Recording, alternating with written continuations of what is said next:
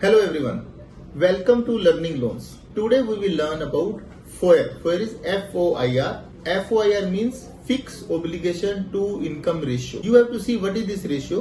Ideally कितना ratio होना चाहिए, लेंडर्स, बैंक्स और एनबीएफसी कितना रेशियो एक्सेप्ट करते हैं नॉर्मली, और आपका वो रेशियो कितना है. अगर आपके ओब्लिगेशंस आपकी इनकम से ज्यादा हैं तो you will find it difficult to take new loans. लेकिन अगर आपके ओब्लिगेशंस कम हैं तो it is easier for you to take loans. How this FOIR is calculated? Let us learn with one example. Let us say आपकी जो gross sales है, monthly cell is 10 lakh rupees, 10 lakh रुपए की आपकी सेल हो रही है.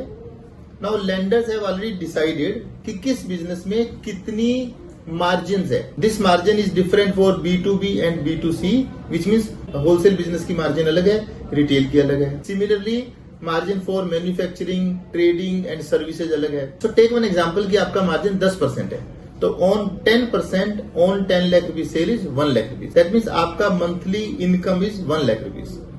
Now we have to reduce the obligation. जो आपके फिक्स खर्चे हैं वो आपके उसमें से माइनस होंगे. सो खर्चे दो टाइप से होंगे, एक आपके बिजनेस के खर्चे, एक आपके घर के खर्चे. बिजनेस में ऑफिस का rent, salaries, electricity, travel and conveyance. इसी तरीके से घर में घर का रेंट, इलेक्ट्रिसिटी, बच्चों की फीस और एनी अदर खर्चे. तीसरा है आपकी एग्जिस्टिंग EMIs. अगर आपके एग्जिस्टिंग कोई लोन है और उसकी कोई EMI जा रही है तो वो भी माइनस होंगी. तो इस प्रकार से all these 3 things will put together, और जो आपकी 1 लाख की इनकम है उसमें से वो माइनस कर दिए जाएंगे. अब जो आप लोन अप्लाई कर रहे हैं उस लोन की जो प्रपोज्ड EMI है वो भी माइनस कर दी जाएगी. तो जनरल थंब रूल ये है कि आपके जो FOIR है आपकी means fix obligation should not be more than 50% of your income, which means आपका FOIR मिनिमम टू मिनिमम 50 आना चाहिए. अगर आपका 1 लाख रुपए की इनकम है तो all the expenses put together should not be more than 50,000 rupees. तो अगर आपका 50,000 का नेट सेविंग हो रहा है after all obligations, then any bank और NBFC company will approve your loan. कुछ केसेस में मान लीजिए सिक्योर्ड बिजनेस लोन है जहां पे आप कोई प्रॉपर्टी या कोलेटरल दे रहे हैं, तो ये कभी कभी कुछ कंपनीज 50 की जगह 55 या 60 तक भी कंसीडर करती हैं, बट बहुत कम केसेस में. नॉर्मली एवरीबडी वांट्स कि आपका जो FOIR है वो 50 से कम होना चाहिए. So if you have very high FOIR, which means अगर आपके ओब्लिगेशन बहुत ज्यादा हैं, तो अगर आपके पास बढ़िया प्रॉपर्टी है, बढ़िया इनकम है, टर्नओवर है, तो भी शायद आपका लोन अप्रूव नहीं होगा. लेकिन अगर आपका सिविल स्कोर अच्छा है, हायर है, और FOIR अगर आपका कम है तो आपको लोन लेने में आसानी रहेगी. Your loan will be approved very fast, very quickly. Now there are certain ways आप अपने FOIR को इंप्रूव भी कर सकते हैं. अगर आपका FOIR ज्यादा आ रहा है, आप अपने आप से खुद भी कैलकुलेट कर सकते हैं.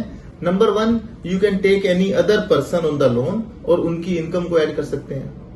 नंबर 2, आप अपने किसी एग्जिस्टिंग ओब्लिगेशन को पे करके खत्म कर सकते हैं. नंबर 3, अगर आपकी कोई अदर इनकम है, मान लीजिए कोई डेयरी से इनकम है, एग्रीकल्चर बिजनेस से इनकम है, रेंटल इनकम है, तो अदर इनकम जो आपने पहले अगर ऐड नहीं करी हुई उस इनकम को विद प्रूफ ऐड करवा देंगे, तो वो इनकम ऐड हो जाएगी, तो आपका FOIR इंप्रूव हो जाएगा.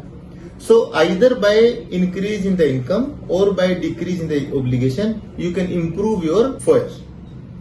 तो आप इसको ट्रैक करिए. आप खुद से अगर बना सकते हैं, बड़ा आसान सा काम है, आप खुद से बना सकते हैं, and you will know by yourself कि आपको लोन मिल सकता है या नहीं मिल सकता है. हर लेंडिंग इंस्टीट्यूशन, बैंक और NBFC FOIR हर हालत में चेक करते ही हैं, भले ही आपके पास कितनी भी सिक्योरिटी हो या प्रॉपर्टी हो या आपका कितना भी बिजनेस का ट्रांजैक्शन टर्नओवर हो, लेकिन they will see what is net income and obligation. तो FOIR is a very important aspect for any kind of loan, especially when the loans are unsecured in nature.